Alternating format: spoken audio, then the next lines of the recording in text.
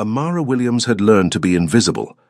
In the glittering world of Hanul, Los Angeles' most exclusive Korean restaurant in the heart of Koreatown, invisibility kept you employed. The wealthy patrons who frequented the establishment didn't want to see the waitress. They wanted their soju refilled, their galbi perfectly grilled, their existence pampered without acknowledging the hands that served them. She'd perfected the art over 3 years of double shifts, swallowing her pride along with her exhaustion. Her grandmother's medical bills didn't care about dignity, neither did the rent on their cramped apartment in South LA, where helicopters circled nightly and gunshots punctuated her sleepless nights. But tonight, invisibility shattered. Amara watched the man in the corner booth, the one everyone whispered about, the one whose presence made the manager sweat and the kitchen staff move with military precision. Jae-hyun Lee. Even his name carried weight, spoken in hushed reverence or abject terror depending on who uttered it. She'd served him twice before. He never looked at her. Nobody did. Until she saw the bartender, Min Seo, with her perfect smile and trembling hands, slip something into his whiskey. Something that dissolved too quickly, left the amber liquid too still. Amara's heart hammered. Every instinct screamed, "Not your problem. Look away. Survive." But her hand was already moving, pen scratching across her order pad. "Don't drink this." The note felt like fire in Amara's palm as she approached Jae-hyun Lee's table. Her reflection caught in the floor-to-ceiling windows overlooking Western Avenue, a young black woman in a crisp white shirt and black slacks, her natural curls pulled into a neat bun, her rich brown skin glowing under the ambient lighting. She looked calm, professional. She was terrified. Jae-hyun sat alone in the private corner booth, an island of controlled power in an expensive charcoal suit. His white shirt was open at the collar, 4 buttons undone in a way that suggested he'd been here for hours. The tattoo on his neck, a sleek Korean dragon rendered in minimalist black ink, curved along his jugular like a promise of violence. He was reviewing documents, his sharp features illuminated by the soft glow of his phone. Dark eyes tracked columns of numbers with the precision of a predator calculating trajectories. Everything about him radiated authority, the set of his broad shoulders, the deliberate economy of his movements, the way the entire restaurant orbited his presence without him uttering a single word. Amara had seen powerful men before. South LA bred a different kind of danger, loud, chaotic, desperate. This was something else entirely. This was power that didn't need to announce itself. The poisoned whiskey sat 3 inches from his left hand, Macallan 25, his usual. 2 fingers, neat. The amber liquid caught the light, beautiful and lethal. Her pulse thundered in her ears as she approached. The note burned against her skin. "This is insane. He could have you killed. He could—" "Your water, sir." Her voice emerged steady, a small miracle. She placed the glass beside his documents with practiced precision. Jae-hyun didn't look up. "I didn't order water." "Compliments of the house." Her hand trembled as she set down the folded note beside the glass, camouflaged beneath a cloth napkin. His eyes lifted then, dark, intense, missing nothing. For 3 eternal seconds he studied her face, really looked at her, perhaps for the first time despite her months of serving him. Something flickered across his expression, too quick to identify. Amara stepped back, bowed slightly. The gesture felt appropriate here in this space between cultures, and turned away. Her legs wanted to run. She forced herself to walk with measured steps back toward the kitchen. She'd done all she could. The rest was up to him. Behind her she heard the whisper of paper unfolding. The restaurant continued its elegant symphony, conversations in Korean and English braided together. The sizzle of meat on table grills provided percussion. Glassware chimed. Laughter rose and fell like waves. Amara pushed through the kitchen doors, her hands shaking now that she was out of sight. The heat hit her immediately. Industrial stoves blazing, steam rising from pots of bone broth, the intoxicating aroma of gochujang and sesame oil thick in the air. "Table 12 needs more banchan," Chef Park barked without looking up from the grill. "Yes, chef." Amara grabbed the small dishes of kimchi and pickled radish, muscle memory taking over while her mind raced. What did I just do? What the hell did I just— The kitchen doors exploded open. Jae-hyun Lee stood in the threshold, the note clutched in his hand. Every conversation died. Chef Park's spatula froze mid-flip. The sous chefs turned to stone. His gaze locked onto Amara with the precision of a targeting system. "You," her heart stopped. The dishes slipped from her numb fingers, shattering against the tile floor in an explosion of ceramic and fermented vegetables. The sound ricocheted through the sudden silence like gunfire. Her voice evaporated. He crossed the kitchen in 4 strides, moving with the fluid grace of someone trained to kill. The staff scattered. Chef Park actually stepped behind his prep station, as if stainless steel could shield him from whatever was about to happen. Jae-hyun stopped 2 feet away, close enough that Amara could see the individual flecks of black in his dark brown eyes, could smell his cologne. Something expensive with notes of cedar and bergamot. Close enough that the heat radiating from his body mingled with the kitchen's suffocating warmth. "Who put you up to this?" His voice was dangerously soft, each word precisely enunciated with just a trace of an accent, the slight elongation of vowels, the crisp consonants of someone who'd grown up speaking Korean at home and English everywhere else. "No one." Amara's chin lifted despite her terror. "I saw..." "Saw what?" He leaned in, and she caught a glimpse of something beneath the controlled facade. Not anger. Something more complex. "Be very careful how you answer." The truth tumbled out before she could stop it. "The bartender. Minseo. She put something in your drink when she thought no one was watching. But I was refilling the water station and I saw..." Amara's breath came faster. "I saw the powder, the way it dissolved, and I couldn't..." Jae-hyun's jaw tightened. He turned his head slightly, addressing the kitchen without releasing her from his gaze. "Everyone out, now." The exodus was immediate. Chef Park didn't even remove his apron, just fled with his entire staff through the back exit, like roaches scattering from light. Within seconds, Amara stood alone with the most dangerous man in Koreatown in an empty kitchen that suddenly felt far too small. "Show me your hands," Jae-hyun commanded. Confused, Amara raised them, palms up. They were shaking. He studied them for a long moment. Her slender brown fingers, the calluses from years of service work, the small burn scar on her right thumb from an accident with a steam tray. His own hand rose, and Amara flinched involuntarily. Jae-hyun paused, something unreadable crossing his features. Then, with deliberate slowness, he grasped her right hand. His palm was warm, his grip firm, but not painful. His thumb traced across her knuckles and electricity shot up her arm. "You're terrified," he observed, his voice losing some of its edge, "yet you warned me anyway." "I couldn't just..." Amara swallowed hard. "You would have died. People die in my world every day." His dark eyes searched her face, as if trying to decode a language he'd never encountered. "Why would you risk yourself for a stranger? For someone like me?" "Because it's wrong." The words emerged with more strength than she felt. "I don't care who you are or what you do. Nobody deserves to be murdered over dinner."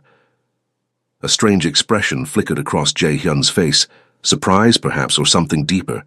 His thumb continued its unconscious caress across her knuckles, and Amara's breath hitched at the unexpected intimacy of the gesture. "What's your name?" he asked quietly. "Amara. Amara Williams. Amara." He repeated it slowly, tasting each syllable. The way he pronounced it, the slight roll of the R, the careful emphasis, made her name sound like something precious. "You've just made yourself the most valuable person in this building, and the most endangered." Before she could process that statement, the kitchen doors burst open again. 3 men in dark suits entered, moving with military precision, Jae-hyun's security team. "Sir," the lead man said urgently in Korean, then switched to English when he noticed Amara. "We need to move you now." Jae-hyun's hand tightened around Amara's. "She comes with us." "Sir." "That's not she comes." His tone left no room for argument. "Minseo tried to kill me tonight. This woman saved my life." He pulled Amara closer, his dark eyes burning into hers with an intensity that stole her breath. "And until I know who sent that poison and why, she doesn't leave my sight." Amara's world tilted. "Wait, I can't just... I have another shift at my other job. My grandmother needs..."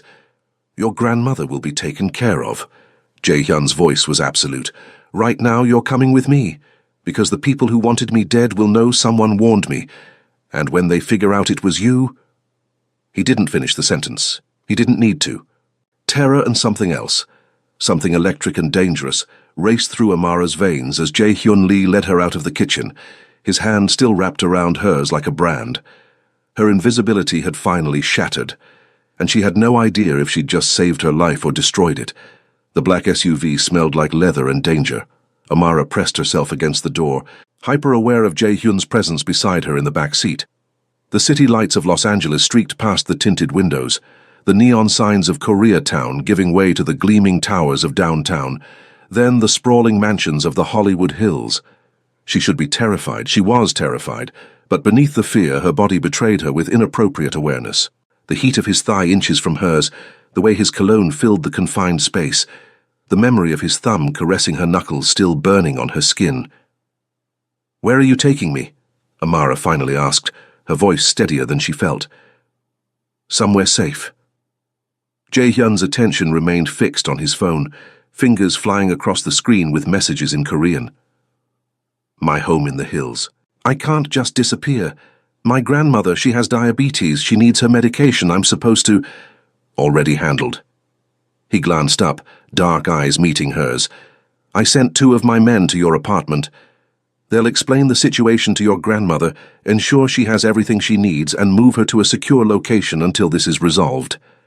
Amara's spine stiffened. "You know where I live.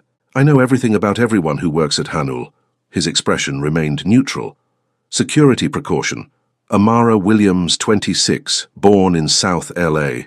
You support your grandmother Dorothy Williams after your parents died in a car accident when you were 19. 2 jobs. Waitress at Hanul and at a diner in Inglewood. Evening classes at community college when you can afford them.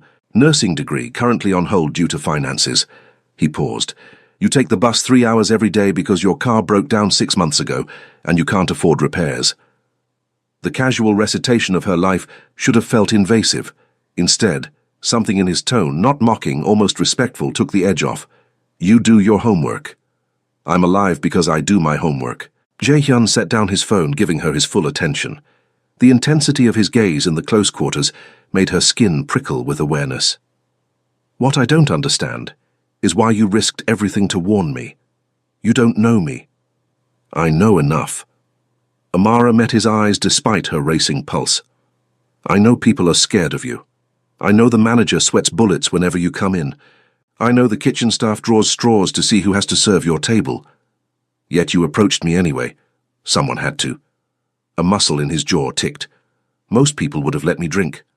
"I'm not most people." "No." His voice dropped lower, intimate in the darkness. "You're not." The SUV climbed into the Hollywood Hills, winding through streets lined with gates and security cameras. When they finally stopped, Amara stared through the window at a modern mansion that seemed to float above the city, all glass and clean lines, glowing from within like a jewel box. "This is yours?" she breathed. "One of several properties." Jae-hyun exited the vehicle, then offered his hand to help her out.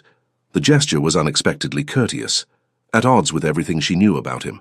Amara hesitated, then placed her palm in his. That same electric current shot through her arm. His fingers closed around hers, warm, strong, steady, and she found herself pulled gently from the car.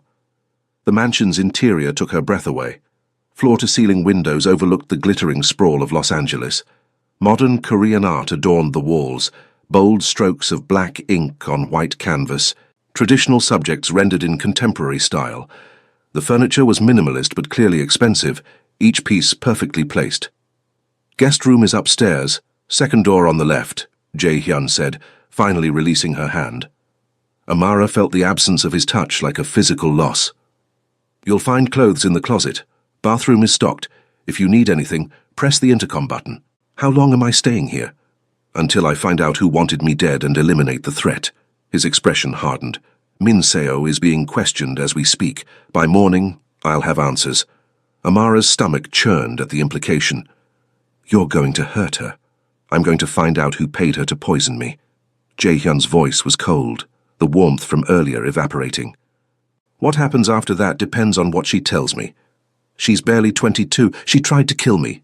He stepped closer, and Amara's back hit the wall beside a painting of a tiger. She hadn't even realized she'd been retreating. "In my world, That has consequences. Age doesn't exempt you from betrayal. They stood inches apart, his body bracketing hers without touching. Amara's breath came faster. She should be afraid. She was afraid, but her body responded with something else entirely. Heat pooled low in her stomach. Her skin felt too tight. "You're different from what I expected," she whispered. Jae-hyun's dark eyes dropped to her lips, then dragged back up. "What did you expect?" "A monster." "I am a monster, Amara." His voice was rough, each syllable deliberate. "Don't mistake one moment of gratitude for redemption. I've killed men for less than what Minseo attempted tonight. I've built my empire on blood and fear. The fact that you saved my life doesn't change what I am." "Then why am I still alive?" Amara challenged, finding courage in proximity. "If you're such a monster, why didn't you silence the witness? I know what you did. I know Minseo tried to kill you. That makes me a liability." Something dangerous flickered in his expression. His hand rose, and Amara's breath caught. She thought he might grab her, threaten her, remind her of her place. Instead, his fingers ghosted along her jawline with devastating gentleness. The contrast between his words and his touch short-circuited her thoughts. "How you want to know why you're still alive?" His thumb traced her lower lip, barely making contact, and electricity exploded through her nervous system. "Because when I looked into your eyes tonight, I saw something I haven't seen in 10 years, something I'd forgotten existed." "What?" The word barely formed. "Fear without malice. Courage without calculation." His gaze held hers captive. "You didn't warn me expecting a reward. You didn't do it to gain leverage or curry favor. You did it because you couldn't stand by and watch someone die, even someone like me. That kind of goodness." He leaned closer, his lips nearly brushing her ear. "It's dangerous in my world, Amara. It makes you a target." "Then let me go," she breathed, even as her body betrayed her by arching slightly toward him. "No." The word was absolute. He pulled back just enough to meet her eyes, and what she saw there stole her remaining breath. Hunger, possession, something raw and barely controlled. "You're mine to protect now, whether you like it or not." Before Amara could respond, his phone buzzed. Jae-hyun stepped back, the spell breaking. He answered in rapid Korean, his expression hardening with each word. When he hung up, his jaw was tight. "Minseo's dead. Cyanide capsule in her tooth. She bit down before my men could stop her." Amara's hand flew to her mouth. "Oh my God!" Whoever sent her didn't want her talking. Jae-hyun's eyes were black ice. "This wasn't about me. This was about sending a message." He turned to face her fully, and the predator was back in full force. "And you, Amara Williams, are now the only witness to an attempted assassination, which means whoever ordered this will come for you next." His phone buzzed again. He glanced at the screen, and his expression transformed into something terrifying. "What?" Amara whispered. Jae-hyun's voice was deadly quiet. "They just firebombed your grandmother's apartment." Amara's scream tore through the mansion. "No, no, please, my grandmother. She's safe." Jae-hyun gripped her shoulders, his face suddenly close to hers. "Listen to me. She's safe. My men moved her 2 hours ago. The apartment was empty when they hit it." Relief crashed through Amara so violently her knees buckled. Jae-hyun caught her, pulling her against his chest. His arms wrapped around her solid and secure, and for a moment she stopped thinking, stopped analyzing, just pressed her face into his expensive suit and shook. "They could have killed her," she choked out, because I saved you. Because I didn't die when I was supposed to." His hand moved to the back of her neck, fingers threading through the hair at her nape with surprising gentleness. "This is on me, not you, you understand. Whatever happens now, it's my war. You're just caught in the crossfire." Amara pulled back enough to look at him, anger cutting through her terror. "Then let me go, let me disappear. I can take my grandmother and what?" His grip tightened. "Run? With no money, no resources, from people who just proved they know where you sleep at night." His dark eyes burned into hers. "They'll find you. They'll use you to hurt me, and when they're done, they'll kill you both, just to clean up loose ends." "So what? I'm just supposed to stay here, your prisoner?" "My protection." The correction was sharp. "There's a difference." "Is there?" Amara shoved against his chest. Jae-hyun released her, but only by a step, still close enough that she had to tilt her head back to hold his gaze. because it feels like I've traded one cage for another. Would you prefer the alternative? His voice turned cold. Would you like me to dump you back at that apartment, what's left of it, and let you fend for yourself against professional killers? I'd prefer a choice. You made your choice when you wrote that note. The words cut like glass. The moment you warned me, you stepped into my world. You don't get to step back out just because you don't like the view. They stood toe-to-toe, breathing hard, the air between them crackling with tension. That had nothing to do with anger and everything to do with the way his eyes kept dropping to her lips. The way her body leaned toward his despite her fury. Amara's phone, still somehow in her pocket, buzzed. She yanked it out, desperate for any distraction from the magnetic pull of Jae-hyun Lee. Unknown number. We know you warned him. Give us what we want, or your grandmother burns next. We know exactly where she is. The blood drained from Amara's face. She thrust the phone toward Jae-hyun with a trembling hand. He read the message, his expression turning to stone. When did this come through? Just now. How did they? Your men moved her. You said she was safe. She is safe. But uncertainty flickered across his features for the first time. He pulled out his own phone, barked orders in Korean. The conversation was rapid, harsh. Amara caught only fragments. Grandmother and location, and what sounded like multiple profanities. When he hung up, his jaw was granite. They're bluffing. My safe house hasn't been compromised. You don't know that. I know my security, but his hand was already moving, dialing another number. I'm having her moved again. Different team, different location. No one except me will know where. And if they find her anyway?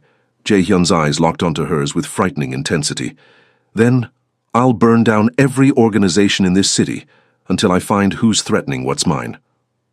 The possessiveness in that last word sent a shiver down Amara's spine. I'm not yours. Aren't you? He moved closer, forcing her back against the window. The glass was cool against her shoulders.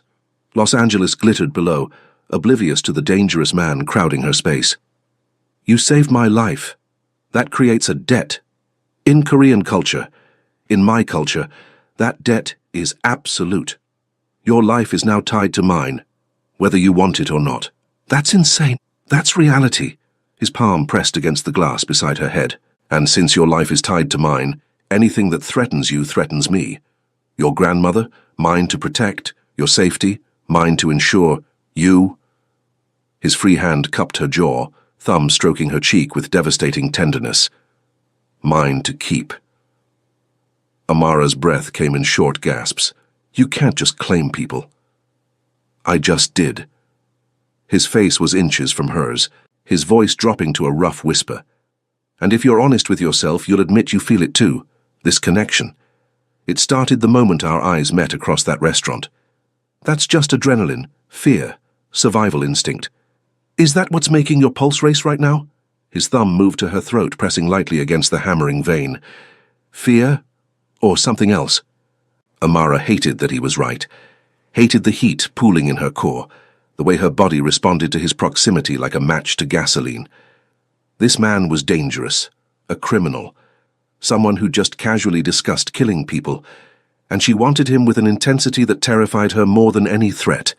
This is wrong, she whispered. Probably. His lips ghosted along her jawline, not quite touching, close enough to feel his breath. Does that make you want it less? Before Amara could answer, before she could make the catastrophic mistake of closing the distance between them, Jae-hyun's phone erupted with a shrill alarm. He pulled back instantly, swiping the screen. His expression transformed from hunger to lethal focus in a heartbeat. Someone just breached the perimeter. What? Stay here. He was already moving toward the door, pulling a gun from somewhere beneath his jacket. The weapon looked natural in his hand, an extension of his body. Lock this door. Don't open it for anyone except me. Jae-hyun! He paused at the threshold, looking back at her. For one moment, the mask cracked. She saw the man beneath the monster, someone who'd learned to survive through violence, who'd built walls so high he'd forgotten what existed beyond them. Someone who looked at her like she was oxygen, and he'd been drowning.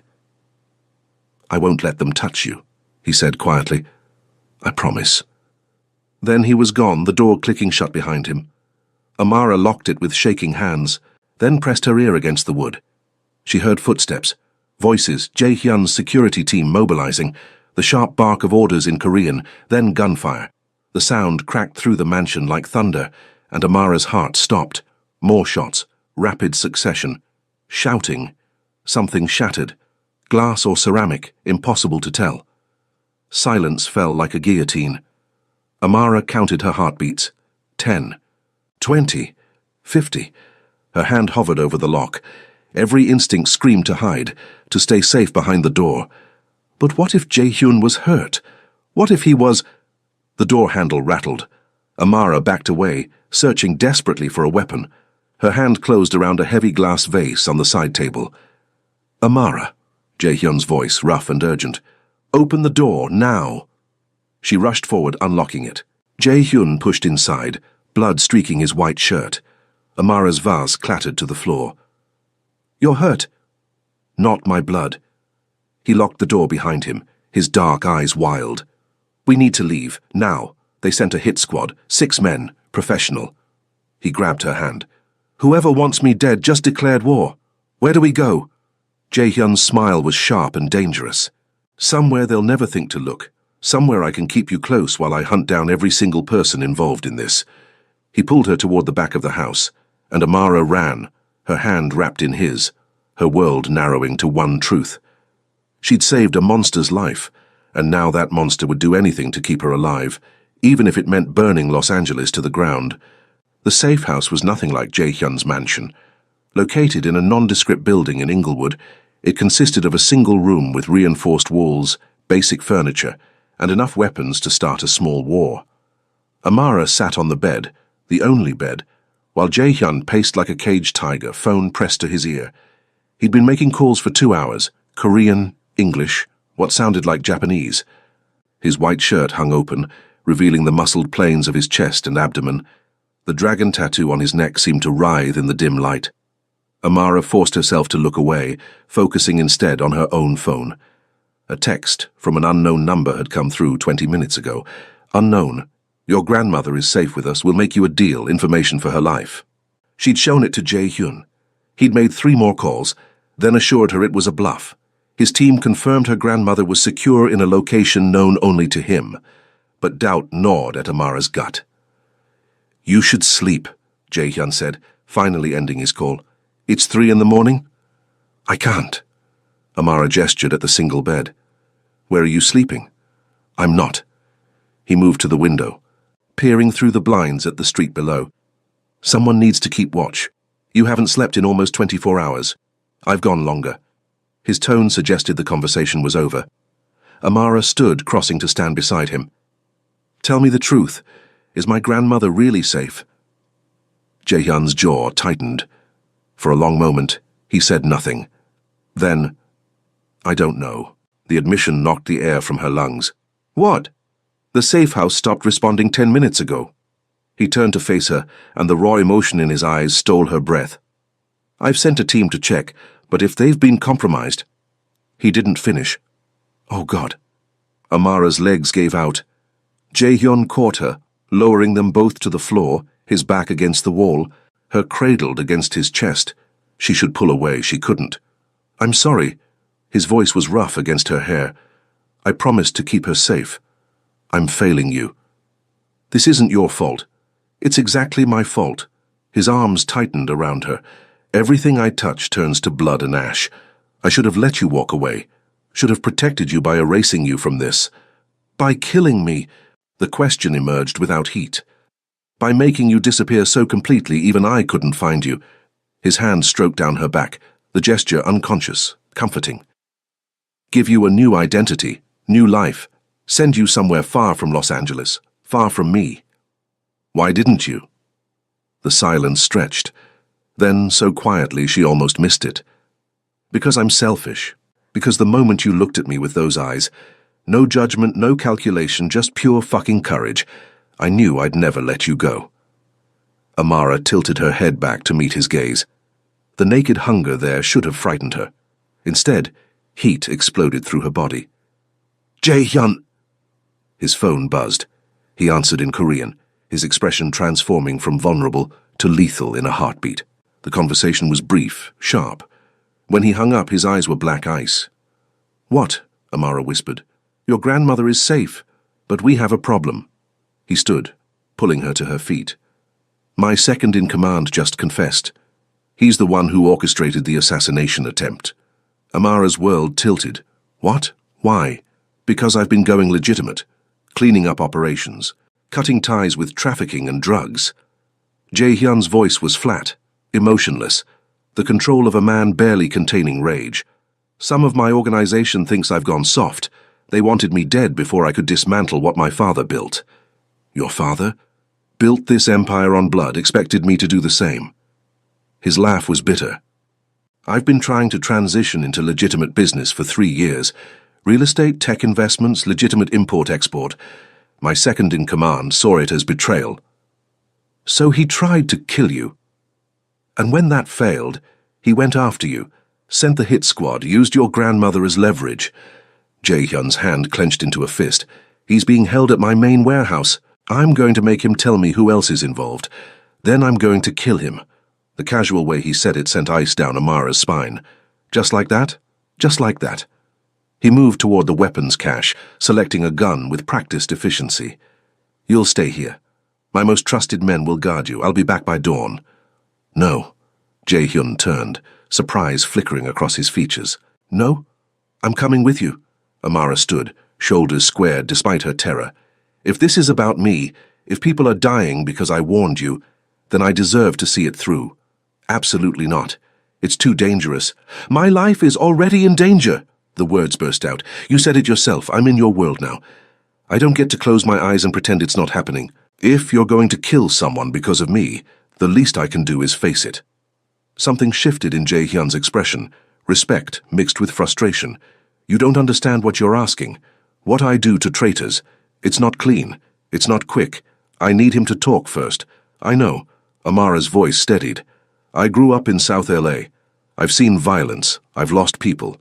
I'm not some delicate flower who'll faint at the sight of blood. This is different, is it?" She stepped closer. "Or are you afraid I'll see the monster you keep telling me you are?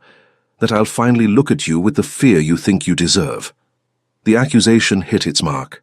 Jae-hyun's expression shattered for one brief moment, raw and vulnerable, and desperately afraid of her rejection. Then the mask slammed back into place. "Fine." The word was clipped. "But you stay in the car. You watch through the security feed, and if I tell you to run, you run. Understood?" Amara nodded. 20 minutes later, they pulled up to a warehouse in the industrial district near the port of Los Angeles. The building was nondescript, surrounded by similar structures, but the security was evident to anyone who knew where to look. Cameras, guards, the subtle positioning of vehicles for quick escapes.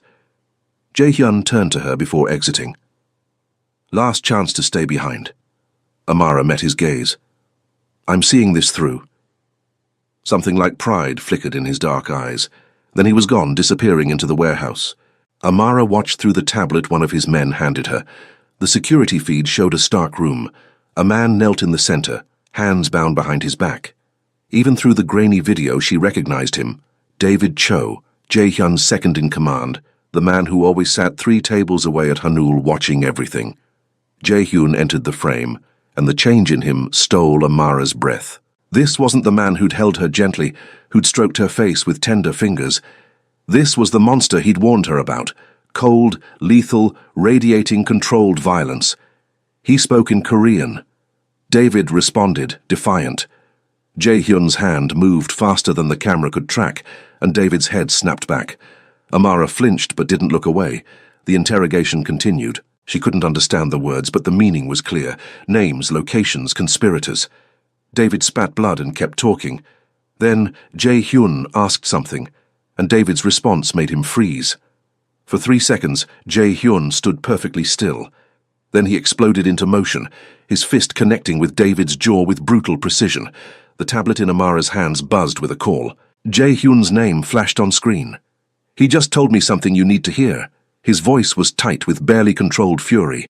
"The person who ordered the hit, it wasn't just about me going legitimate. It was about you." "What? That doesn't make sense." "Someone's been watching you for months, before you even started working at Hanul. They knew about your grandmother, your financial struggles. They planted Minseo specifically to kill me in a way that would frame you, or make you a witness who'd have to disappear. Amara's blood ran cold. Why? Because you're the daughter of Marcus Williams, and apparently your father owed my organization $3 million before he died. The world stopped. That's impossible. My father was a teacher, by day. By night he was moving our product. He got greedy, started skimming. When we found out, he ran, took the money and ran. Jae-hyun's voice gentled slightly. The car accident that killed your parents. David just confirmed it wasn't an accident. Amara couldn't breathe. You killed my parents, not me, my father. I was 18, away at college. I didn't even know about it until years later. Pain bled through his controlled tone. When I took over and started going through old files, I found the order. Found out what my father had done. I've been trying to make it right ever since. Anonymously paying your grandmother's medical bills, ensuring you had jobs, keeping you safe from a distance. The revelation hit like a physical blow. The manager at Hanul. He hired me even though I had no experience with Korean food. Because I told him to. The diner in Inglewood. They gave me evening shifts that paid double. My property, my orders. You've been... What? Watching me? Controlling my life?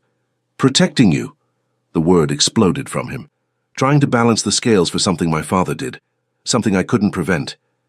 And when I saved your life, was that part of your plan too? No. His voice dropped. That was the universe laughing at me.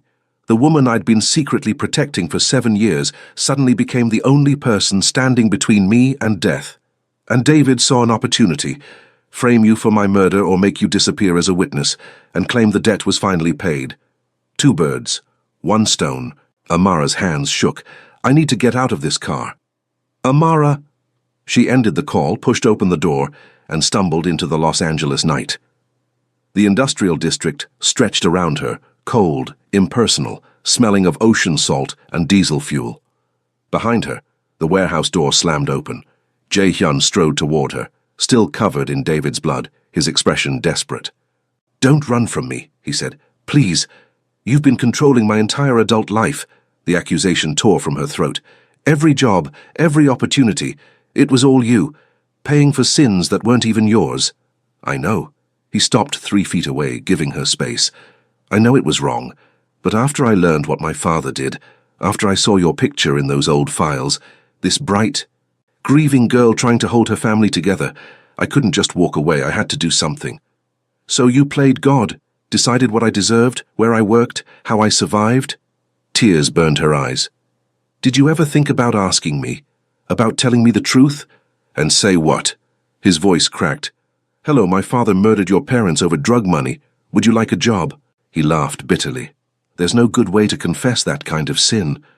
So you just kept lying, kept watching from the shadows, like I was some kind of project. You were never a project. The words exploded from him, raw and unguarded. You were the evidence that I wasn't my father, that I could be different, better.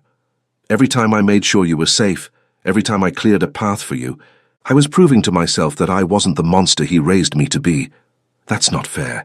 You don't get to use me for your redemption. I know. He stepped closer, close enough that she could see the anguish in his dark eyes. I know it's selfish. I know I'm no better than David, than any of them, but Amara... His hand rose, hovering near her face, not quite touching. When you looked at me in that restaurant and saw someone worth saving, you gave me something I've never had. You saw me. Not the empire, not the blood, not my father's legacy. Just me. I didn't know who you were. Exactly. His thumb finally made contact, wiping away a tear she hadn't realized had fallen.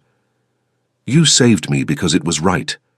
Not because of who I am or what I could give you. And in that moment I fell... He stopped, jaw clenched. Fell what? Amara whispered. In love with you. The confession emerged quiet and devastating. Completely. Irrevocably. And I know I have no right. I know my family took everything from you. But I'm done lying. His other hand cupped her face, and Amara's breath hitched at the tenderness of the gesture. I love you. I'll spend the rest of my life atoning for my father's sins. I'll give you everything, money, power, revenge, whatever you want. But I can't let you go. Amara's world tilted. She should hate him. should run as far as possible from this man whose family destroyed hers. Every rational thought screamed at her to walk away, but her heart, her treacherous, foolish heart, whispered something different. "Your father killed my parents." The words came out broken. "Yes, you've been controlling my life for 7 years. Yes, you're a criminal, a killer, everything I should hate. Yes," his voice was raw, "I'm all of those things, but I'm also a man who loves you more than his own life, a man who would burn the world to keep you safe, a man who's asking you for something he doesn't deserve, a chance." Amara looked into his eyes and saw the truth. Jae-hyun Lee was a monster, but he was her monster now, whether she wanted him or not. "Don't drink this," she whispered, echoing the note that started everything. His expression cracked open. "What?" "That's what I wrote. Don't drink this." 3 words that changed everything. She pressed her palm against his chest, feeling his heart race beneath. "If I hadn't written them, you'd be dead. David would have won, and I'd never know the truth about my parents. Amara, I should hate you." Her voice strengthened. "I should walk away and never look back, but I can't. Because despite everything, despite the lies and the blood and the absolute insanity of this situation, when I'm with you, I feel." She struggled for the word. "Alive." Hope flared in his dark eyes. "Does that mean—" "It means I'm giving you a chance. One chance." She grabbed his shirt, pulling him down to her level. "But no more lies. No more secrets. You want me. Then you get all of me, my questions, my anger, my grief, everything, and I get all of you, the good and the monster. Deal?" "Deal." The word was a vow, then his lips crashed against hers, and Amara's world exploded into sensation. The kiss was desperate, consuming, tasting of blood and tears and promises neither of them could keep. His hands tangled in her hair, pins scattering, releasing her natural curls. She pressed closer, 7 years of grief and anger and impossible longing pouring into the connection. When they finally broke apart, both breathing hard, Jae-hyun's forehead rested against hers. "I love you," he breathed in Korean. "Saranghae, saranghae." Then in English, "I love you, Amara Williams, my salvation, my damnation, mine." Before she could respond, gunfire erupted from inside the warehouse. Jae-hyun shoved her behind him, gun appearing in his hand. His men poured from the building, shouting in Korean.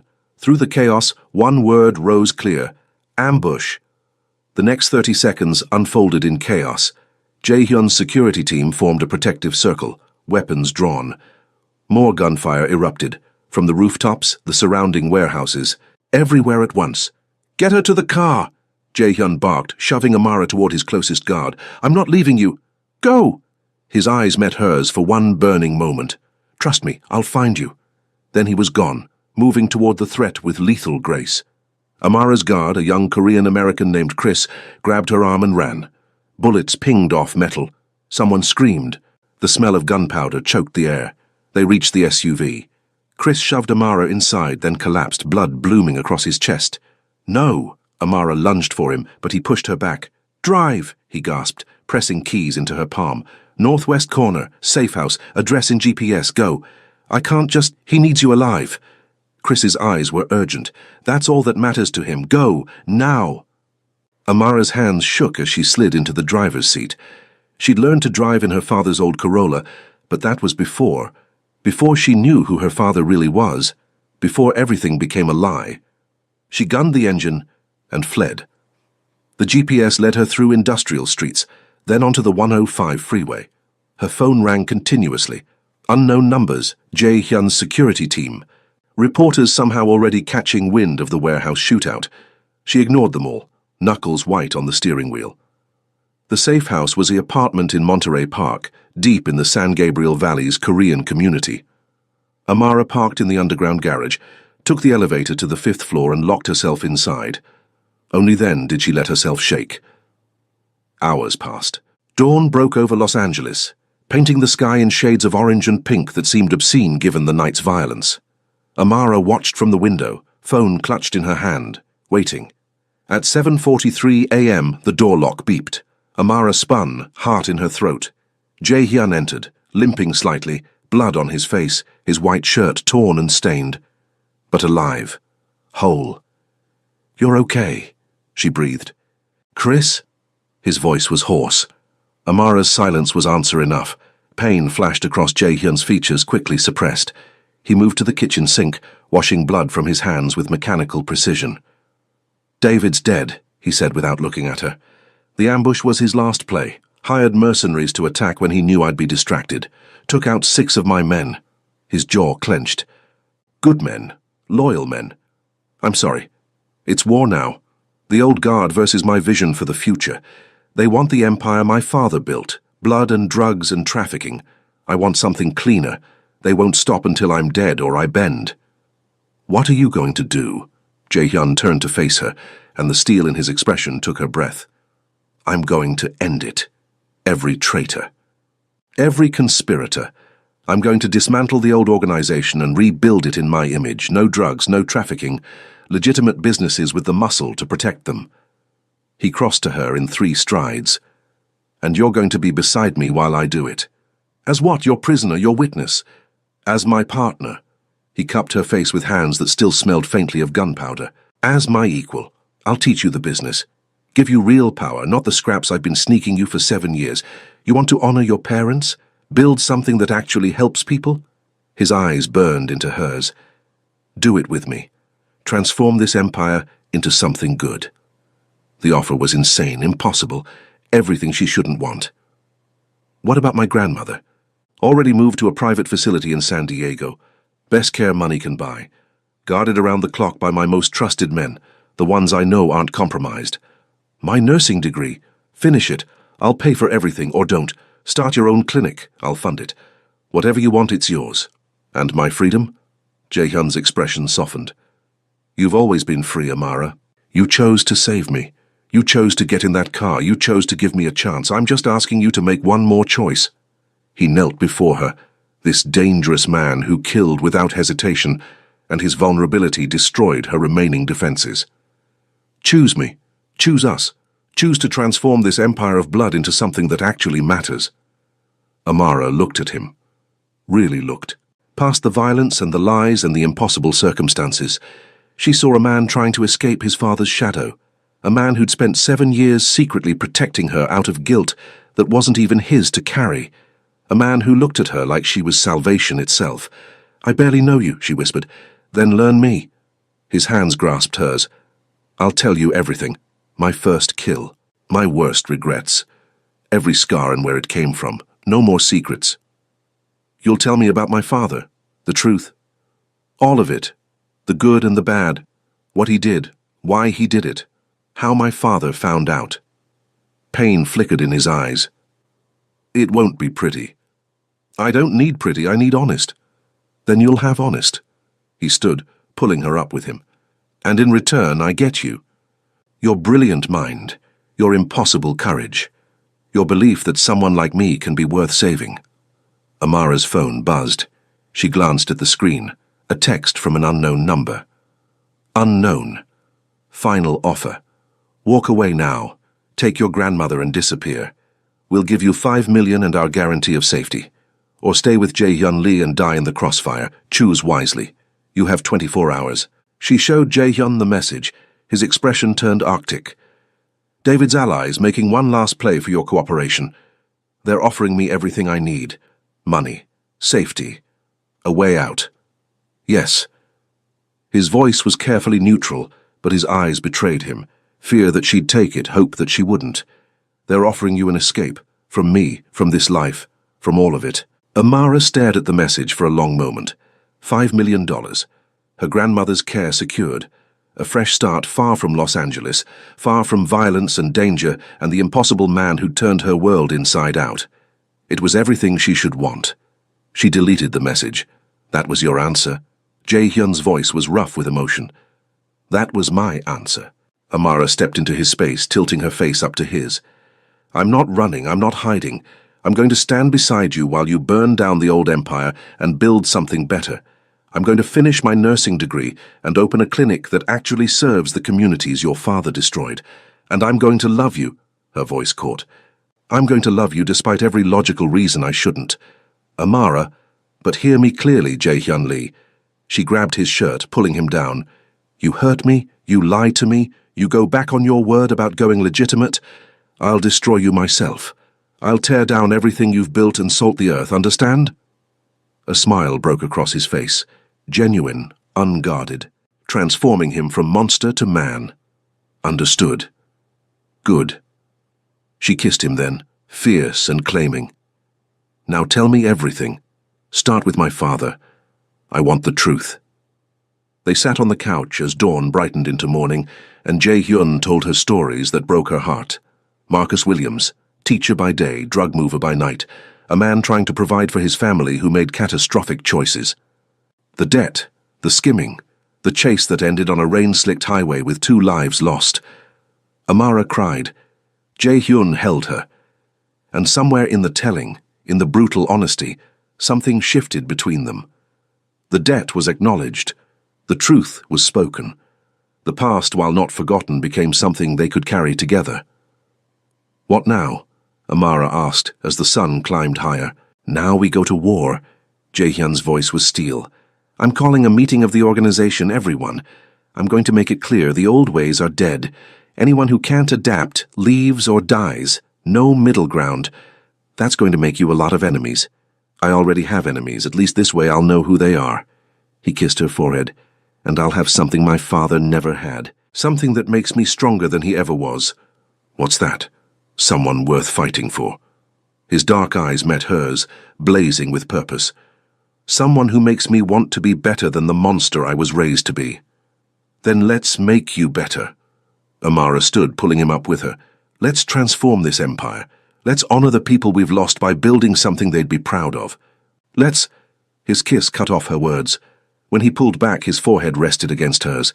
I love you, he breathed. Sarange, my brave, impossible, perfect salvation. I love you too. The words felt both terrifying and inevitable. My monster, my partner, mine. Outside, Los Angeles woke to news of the warehouse shootout. 7 dead, dozens injured. The largest gang confrontation in Koreatown's history. Inside, 2 people stood on the precipice of war, holding each other like lifelines. The empire would burn. Blood would flow. Enemies would rise from shadows. But Amara Williams had warned Jae-hyun Lee with 3 words that saved his life, and he would spend the rest of his protecting hers. Whatever it took, however long it lasted. Together, they would transform an empire of blood into something worth believing in, or die trying. The clinic opened on a Tuesday in March, exactly 1 year after Amara had written a note that changed everything. Located in South LA, just blocks from where she'd grown up, the Williams Memorial Health Center offered free medical care to anyone who walked through its doors. No questions asked. No insurance required. Your parents would be proud, Jae-hyun said, standing beside her at the ribbon cutting. His hand rested on her lower back, a possessive gesture that had become second nature. The dragon tattoo on his neck was visible beneath his open collar. White shirt, 4 buttons undone, tailored slacks. Still dangerous, still powerful, but transformed by the woman beside him. Amara smiled, adjusting the engagement ring on her finger. A simple band of platinum with a single diamond. Nothing ostentatious, just a promise made real. They'd probably have a heart attack if they knew who I was marrying. Too late to back out now. His voice dropped to that intimate rumble that still made her knees weak. You're stuck with me, Dr. Williams. She'd finished her degree 6 months ago, working through the chaos of Jae-hyun's war against the old guard. The conflict had been brutal. 3 attempts on their lives, countless betrayals, allies won and lost. But they'd survived, transformed the Lee organization into something that operated in the grey space between legal and legacy. Her grandmother sat in the front row, healthy and radiant, holding court with the neighborhood women who'd come to see Dorothy's grandbaby's big day. You ready for this? Jae-hyun asked. Amara looked at the crowd, her community, her people, the ones she'd survived for. Then at the man beside her, former monster, current love, future husband. I warned you not to drink that poison, she said softly. His smile was devastating. Best warning I ever ignored. You didn't ignore it, you listened, you changed, you became worth saving. Because of you. He kissed her temple, gentle despite his capacity for violence. Always because of you. The ribbon fell. The clinic opened. And in the heart of South LA, an empire built on blood transformed into something resembling hope. 3 words had started it all. Don't drink this. 2 words sustained them now. I do. And they had forever to build something beautiful from the ashes of the past.